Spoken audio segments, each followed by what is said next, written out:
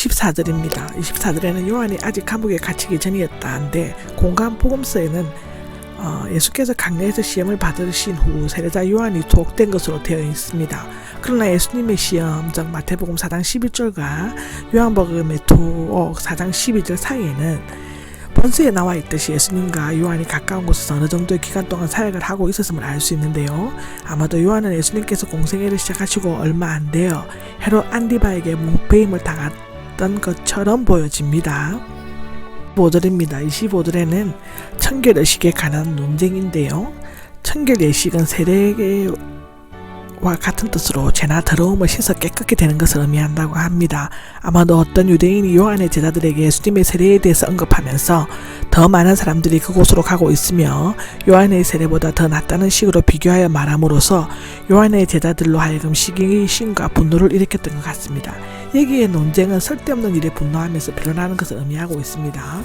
사도행전 15장 2절에도 나오고 디모데전서 6장 4절, 디모데후서 2장 23절, 디도서 3장 9절에 기록되어져 있습니다. 26절입니다. 26절에는 요한에게 가서 말하였다가 나오는데 요한의 제자들의 입장에서 본다면 예수님은 자기의 스승이 전가함으로써 세상에 나왔고 세례까지 주었는데 이제는 자신들이 득점하다시피 한 세례를 주고 또 많은 사람들이 그리로 몰려가고 있는 것에 대해 매우 흥분했다고 말할 수 없는 분노와 질투심을 느꼈던 것처럼 보여집니다.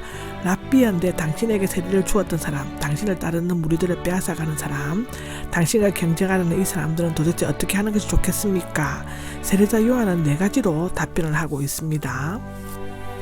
첫째 답변은 사람은 하늘로부터 주어지지 않으면 아무것도 받을 수 없다인데 즉 예수님 또는 세례자 요한의 모든 활동은 하나님께서 허락을 받는 것이라는 것이고, 두 번째는 나는 그리스도가 아니며 그분보다 앞서 보내심을 받았다는데 28절에 나오는데요. 즉 나는 그리스도의 길을 예비하고 정언하는 선구자가에 지나지 않는다는 것입니다. 세 번째로는 나도 그런 기쁨으로 가득 차 있다는데 29절을 말하는데 즉 나는 신랑의 친구가 신랑의 목소리를 듣는 것 같은 기쁨으로 가득 차 있다는 것이다. 결혼식에서 가장 중요한 사람은 예수님이시고 서서 신랑의 음성을 듣는 친구는 요한이다. 그러므로 예수님의 세례가 더욱 번창해 간다는 말을 듣고 요한은 오히려 기쁨이 충만하였다라는 것이라고 합니다. 네 번째로는 그분은 점점 위대해지셔야 하고 나는 점점 더 적어져야만 한다는데 30절에 얘기하는데요. 여기에서 위대해지셔야 한다는 것은 수나 양이 점점 증가해야 하는 것을 말한다는 것이고요. 반드시 그렇게 되어야 한다는 자연적으로 증가하는 것이 아니라 하나님의 뜻에 의해 반드시 그렇게 되어야 하는 것을 의미한다고 합니다.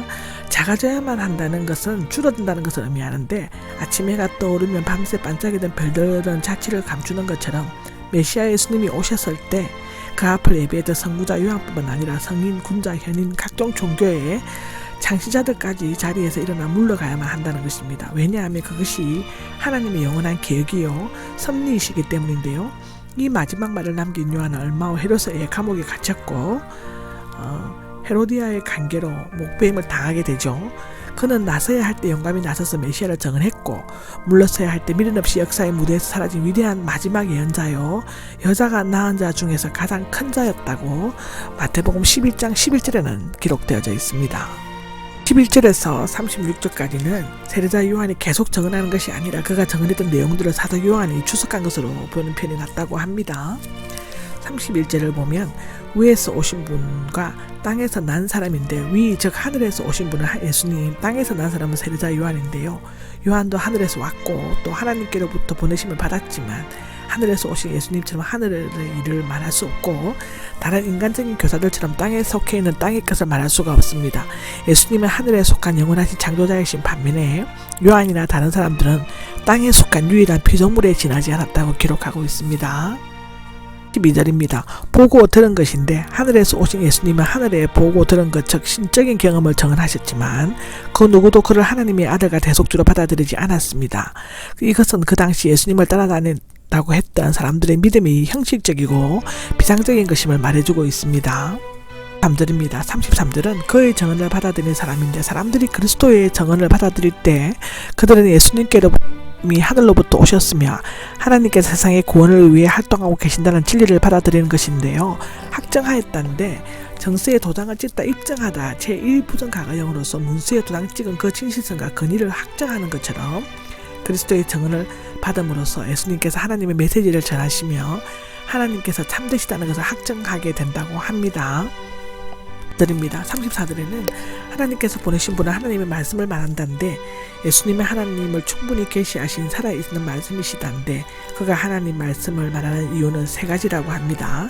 첫째는 하나님께서는 성령을 하나씩 주시기 때문이고, 두 번째는 하나님께서 아들을 사랑하시기 때문이고, 세 번째는 모든 것을 그의 손에 주셨기 때문이라고 합니다.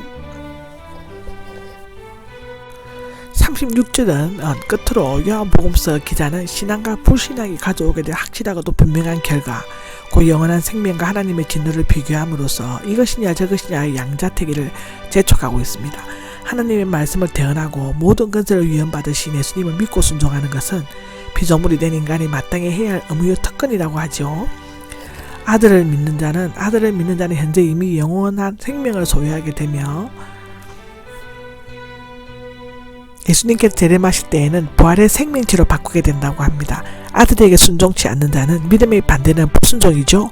믿음과 순종은 불가분리적이며 믿으면 순종하게 되고 순종하면 믿게 된다는 것입니다. 순종치 않는 자에게는 영원한 생명을 보지 못하는 것으로 끝나지 않고 하나님의 진노가 그 위에 계속적으로 머물게 된다고 성경은 기록하고 있습니다.